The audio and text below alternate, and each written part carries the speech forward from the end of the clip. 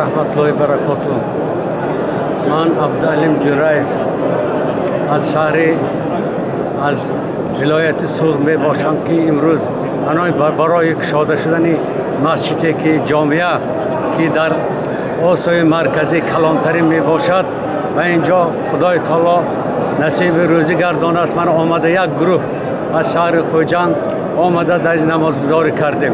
شکرانه آن را میکنیم که دولت وطن ما تنجی آسایشته است. همین خیلی مسجدها گشاده ایستاده است و این بسیار زحمت های کلان شده ایستاده است و این شکرانه کنیم. البته بین اولا کوشش غیرت های سرور دولت ما پرزیدنت دولت امام علی رحمان را کوششان بسیار غیرتشان بسیار است. من چند روز است که با تلویزیون نوا نشان داده ایستادند که این را من مهمان آمدن شده دیدیم. ما شکران میکنیم به این روز ما را رسانیده است.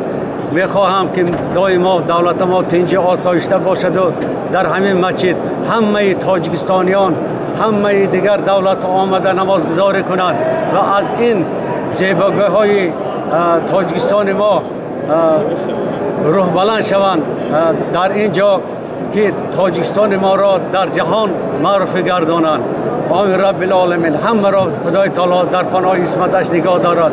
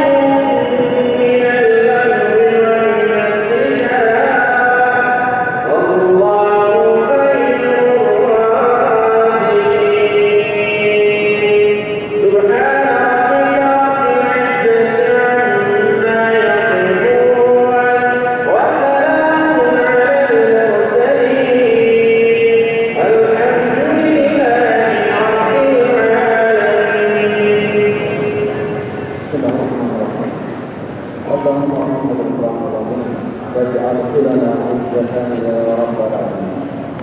قرة الورى بالأسلام الصلاة والسلام من أيها الكرى والشجرة حتى ننظروا والخصوص من الضرب على نبي محمد المصطفى صلى الله عليه وسلم من بعض أصحابه رضوان الله تعالى عليهم أجمعين.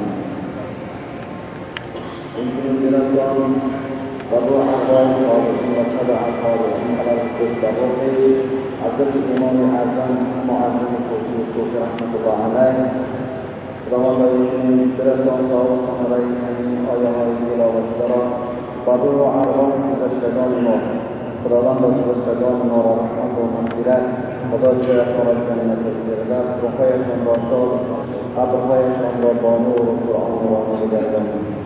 پروردگارا پیشوای معظم ملت ما را با اهل خانواده‌اش عمر دراز، سعادت و سربلندی، صحتی و سلامتی بردهان را براشان عطا فرمایید.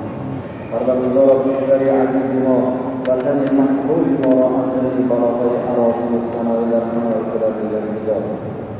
پروردگارا کسانی که برای خوب و زیبا گذراندن مسجد نماز این مسجد کمک کردند از جمله برادران ما از مقامات قدرتی خداوند برایشان عمر دراز و سعادت و سربلندی مسیحی دریابند.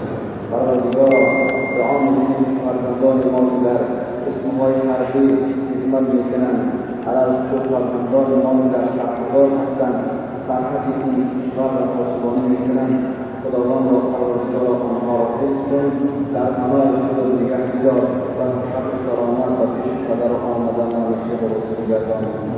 پروردگارا خداوند را همه این جمع‌شدگان که از راه‌های دور نزدیک آمدن به خاطر ثواب و خاطر مدد آوردن ثواب این نماز جمعه، خداوند عبادت‌های ما را على خصوص نماز جمعه ما را خداوند با درگاه قبول گرداند. خداوند الان اشتباه و خطاها و لغزش‌هایی در این طول هفته انجام داده، خداوند بگذر و کلمه عفو را به حضرات گناهان ما بکش. ربنا آتنا في الدنيا حسنة وفي الآخرة حسنة وقنا عذاب النار. آمين يا رب العالمين. الله أكبر. قوم السلام. الله أكبر الله أكبر الله أكبر الله أكبر. أشهد أن لا إله إلا الله أشهد أن لا إله إلا الله أشهد أن محمدا رسول الله أشهد أن محمدا رسول الله. حي على الصلاة حي على الصلاة حي على الفلاح حي على الفلاح. قد قامت الصلاة قد قامت الصلاة. الله أكبر الله أكبر لا إله إلا الله.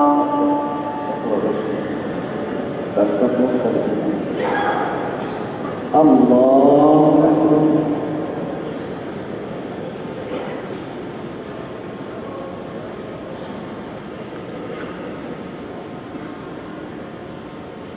الحمد لله رب العالمين الرحمن الرحيم مالك يوم الدين. إياك نعبد وإياك نستعين. اهدنا الصراط المستقيم صراط الذين أنعمت عليهم غير المغضوب عليهم ولا الضالين.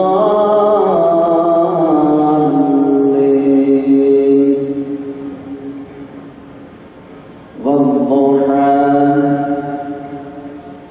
والليل إذا سجى ما ودعك ربك وما قلى وللآخرة خير لك من الأولى ولسوف يعطيك ربك فترضى. ألم يجدك يتيما فآوى ووجدك ضالا فهدى ووجدك عائلا فأغنى. فأما اليتيم فلا تقهر وأما السائل فلا تنهر وأما بنعمة ربك فحدث. الله أكبر.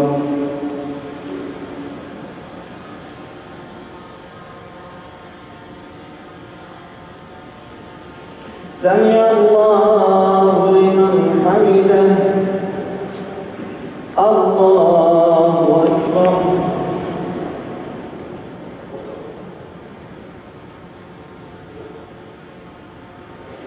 الله أكبر. الله أكبر.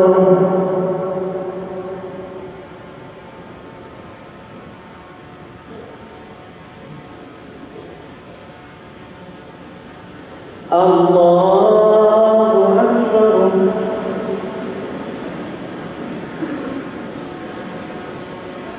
الحمد لله رب العالمين الرحمن الرحيم مالك يوم الدين. إياك نعبد وإياك نستعين. اهدنا الصراط المستقيم صراط الذين أنعمت عليهم غير المغضوب عليهم ولا الضالين.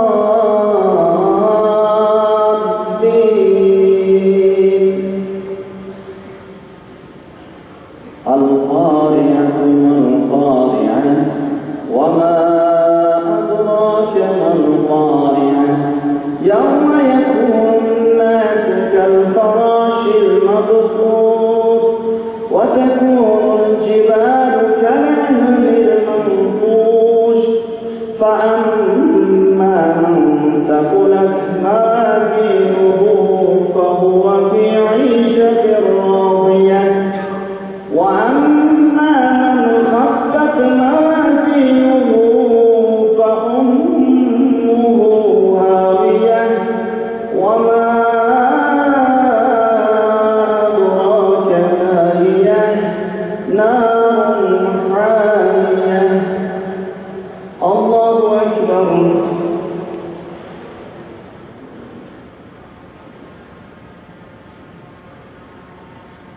سمع الله لمن حمده الله أكبر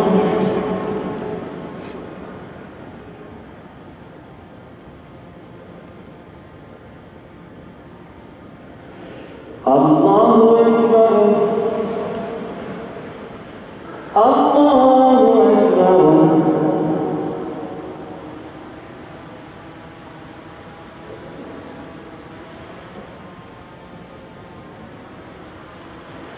الله أكبر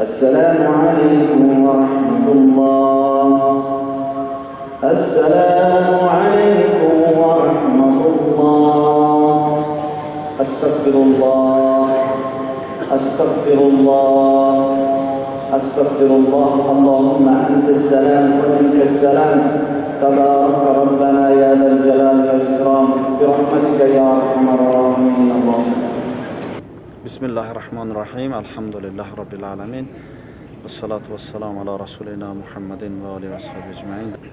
امام خطیب مسجد مرکزی شهر دوشنبه سید مطهر اسومینی زاده. در حقیقت امروز روزی تاریخی است، روزی است که مردم کشور ما اگر گوییم که 3 سال است که این روز را لحظه شماری کرده ایستاده است، در انتظار این روزند.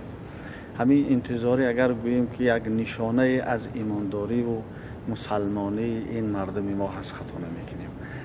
اولا گشوده شوی این مسجد بزرگه که در آسیای مرکزی نظیر ندارد، به همه مردم تاجیکستان علل خصوص به شما برادران عزیز که آمدین با ما صحبت میکنین از صمیم قلب تبریک و مبارکباد میگویم و خدا را دعا میکنم که اولا خداوند پیشوای معظم ملت ما را که اینقدر دلسوز است، اینقدر برای این مردم غمخوار است، همین ساختن همین مسجد هم یکی از نشانه های مهربانی این پیشوای معظم ملت است.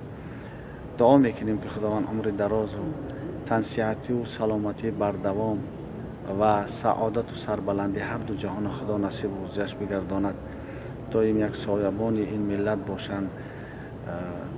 راستی شکرانه باید ما و شما در برابر این نعمت‌های خدا، در برابر این خدمت‌های شایان پیشوای ملت باید ما شبانه روز شکرانه خدا را به جا بیاریم که خداوند اینقدر یک مرد غمخوار، یک سرور عادل، یک مرد مهربان، یک شخص عادل خداوند برای این ملت با عنوان سرور پیشوا قرار داده است. انشالله ما در آینده کوشش میکنیم، من همچون امام خطیب این مسجد کوشش میکنم که این مسجد نه فقط برای یک خواندن نماز باشد، اینجا یک درگاهی معرفتی، یک درگاهی باشد که مردم کشور ما را تربیت کند و اینچنین ما کوشش میکنیم که چنانه که در امروز در صحبت‌های خود من بیان کرده بودم، ما باید نسل جوان ملت از شامل شدن به هر گونه گروه ها و رویه های افراطی باید پیش راشونه بگیریم، حتی که باید کوشش کنیم که معرفت ملی این مردم با بالا بریم. مردم ما باید ملت دوست باشند، باید وطن دوست باشند، علل خصوص جوانان ما در وجودشان باید دائما وطن و ملت هویدا باشد. مسجد اگر گوییم رسالت اساسی همه مساجد همین است، تربیه نسل، تربیه مردم.